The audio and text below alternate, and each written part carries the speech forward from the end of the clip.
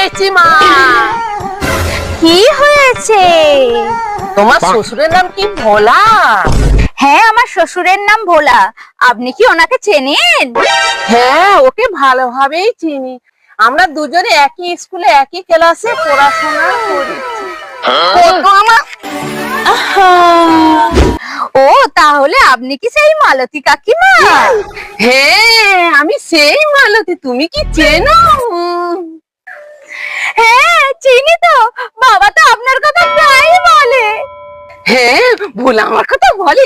আমি জানতাম ভোলা আমাকে কখনো ভুলবে না। তা আমার সম্পর্কে কি বলে একটু বলো বলো বলো। আপনি নাকি ক্লাসের মধ্যে একদিন প্যান্টে হেগে ফেলেছিলেন।